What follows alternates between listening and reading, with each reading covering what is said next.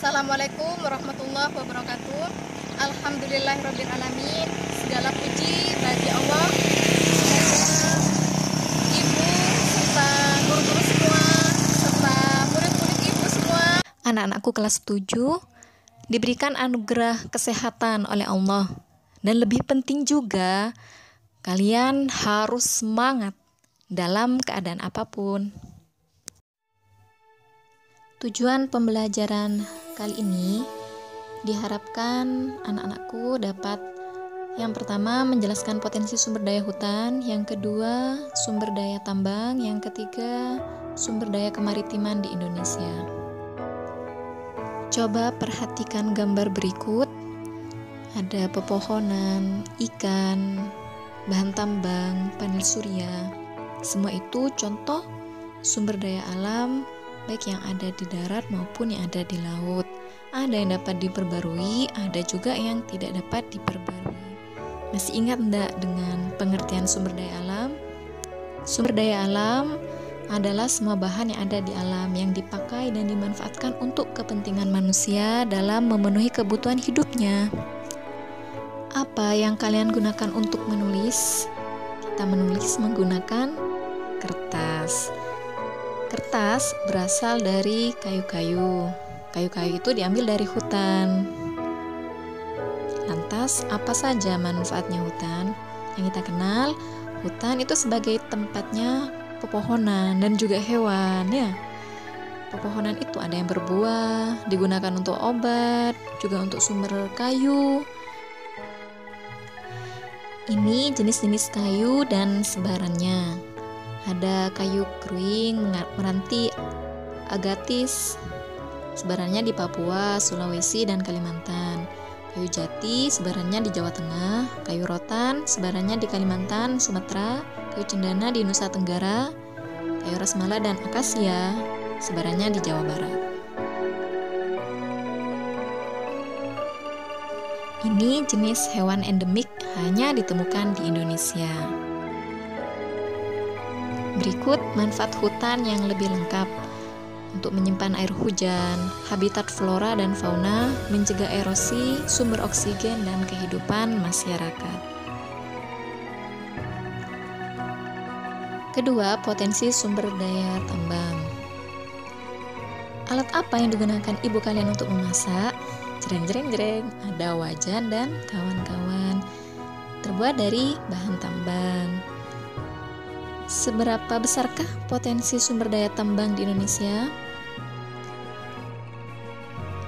Bahan tambang pertama yaitu minyak bumi dan gas, sumber energi utama industri rumah tangga. Sebarannya ada di Maluku, Sumatera, Jawa, Kalimantan, dan Papua. Bahan tambang yang kedua, batu bara.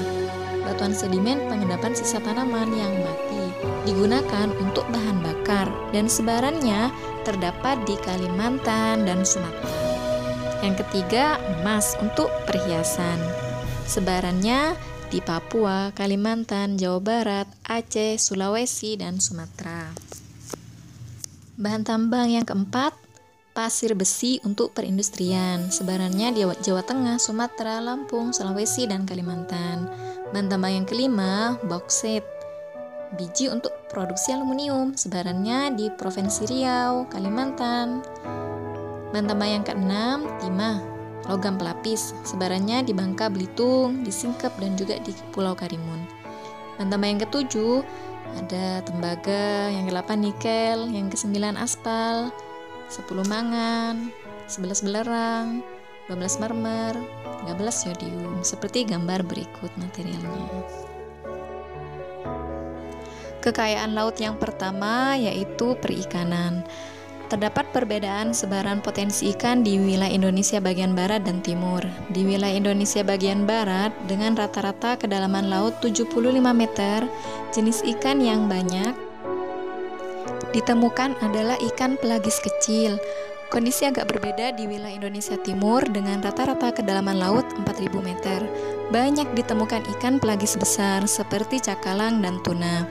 Selain ikan yang tersedia di lautan, penduduk Indonesia juga banyak melakukan budidaya ikan dengan menggunakan tambak, terutama di daerah pesisir.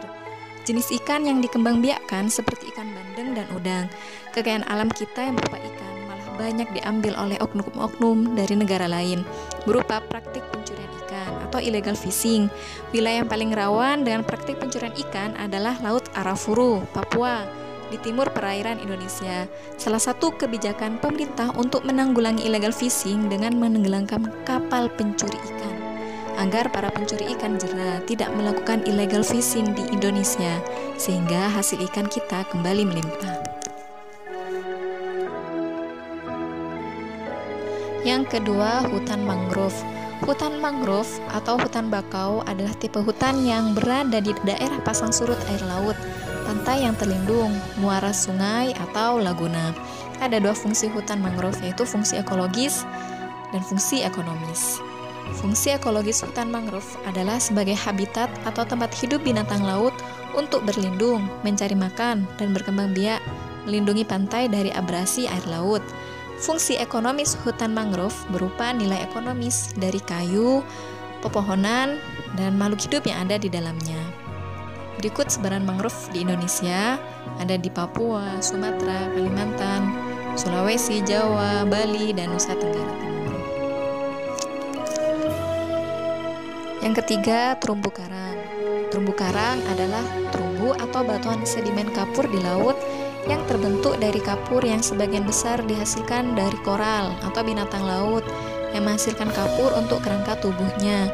Jika ribuan koral membentuk koloni, koral-koral tersebut akan membentuk karang. Terumbu karang memiliki banyak manfaat, antara lain, pertama manfaat ekonomi, sebagai sumber makanan, obat-obatan, objek wisata bahari. Yang kedua, manfaat ekologis, untuk mengurangi hempasan gelombang pantai yang dapat berakibat terjadinya abrasi. Yang ketiga, manfaat sosial ekonomi, sebagai sumber perikanan yang dapat meningkatkan pendapatan para nelayan. Baiklah anak-anakku, tugas dari ibu, salinlah di buku catatan materi yang sudah ibu jelaskan tadi. Terima kasih ibu ucapkan. Wassalamualaikum warahmatullahi wabarakatuh.